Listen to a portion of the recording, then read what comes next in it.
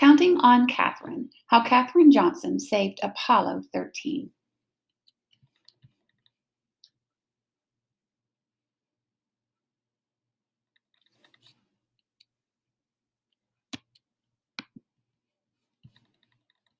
Counting on Katherine, written by Helene Becker and illustrated by Dow Fumaruk. Katherine loved to count. She counted the steps to the road, the steps up to the church, and the number of dishes and spoons she washed in the bright white sink. The only things she didn't count were the stars in the sky. Only a foolish person, she thought, would try that. Even so, the stars sparked her imagination. What was out there? Katherine wanted to know as much as she could about numbers and about the universe, about everything. Katherine's boundless curiosity turned her into a star student. She was so bright she skipped 3 whole grades. She catapulted right past her brother, and he wasn't too happy about that. By the time she turned 10, Katherine was ready for high school. But back then, America was legally segregated by race. Her town's high school didn't admit Black students of any age. Katherine burned with fury. She wanted, more than anything, to keep learning. There was still so much to know.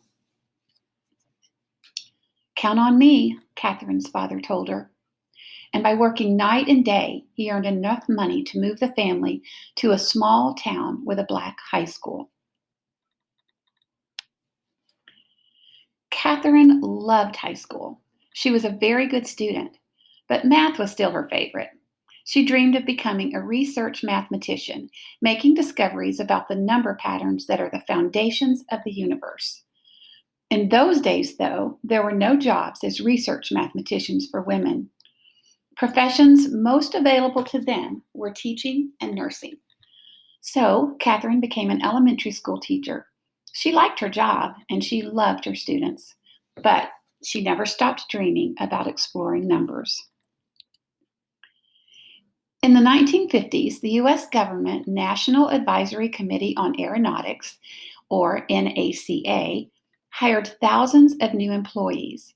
It even started hiring Black women as mathematicians. Katherine heard about the mathematician jobs. Her heart raced with excitement. Perhaps her dream could come true after all. But when she applied for one of the positions, she was told they were already filled.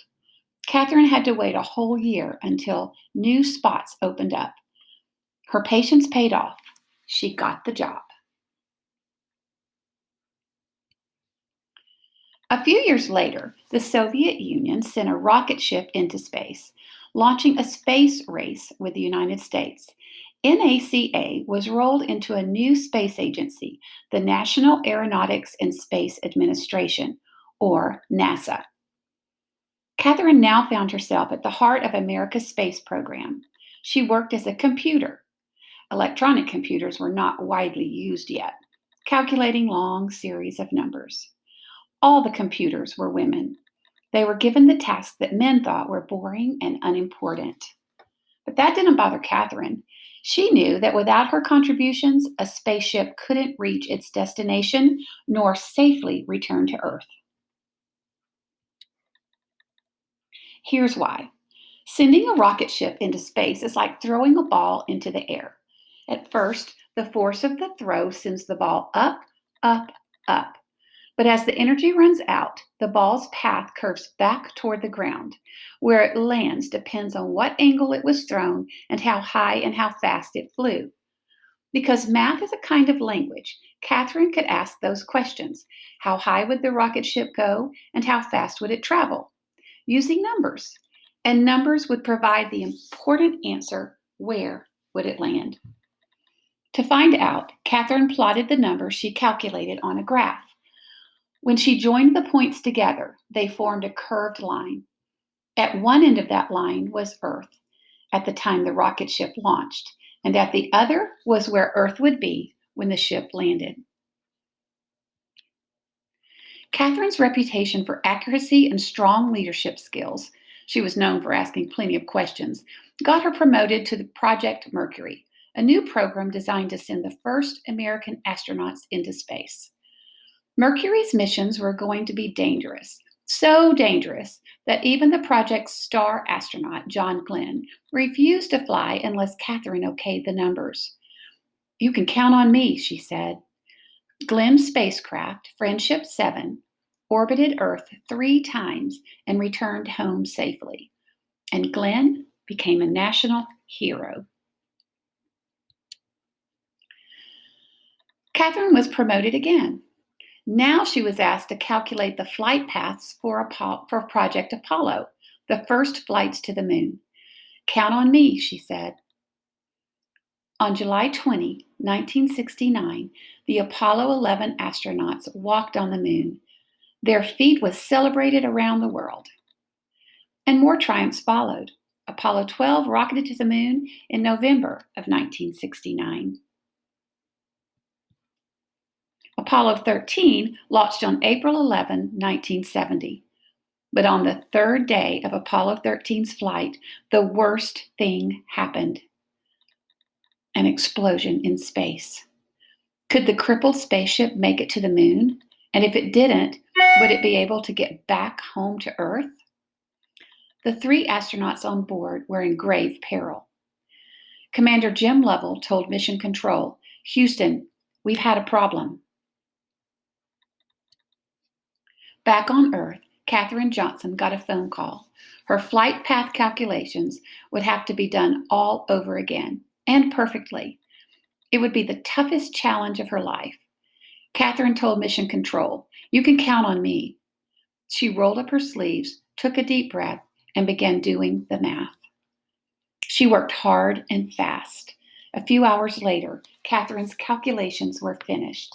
The flight path to return home would take the ship around the far side of the moon. From there, the moon's gravity would act like a slingshot to zing the ship back to Earth.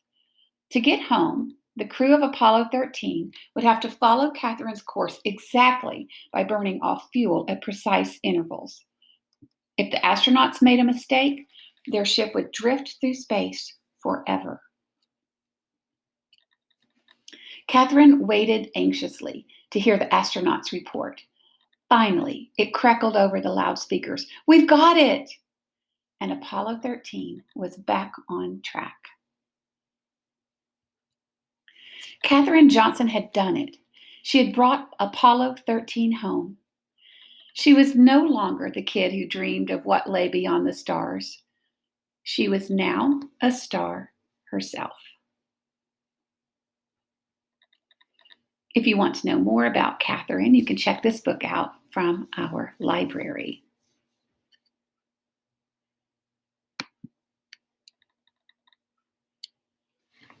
The author, Helene Decker, interviewed Katherine Johnson and her family for this biography, which was authorized by Katherine herself. The end.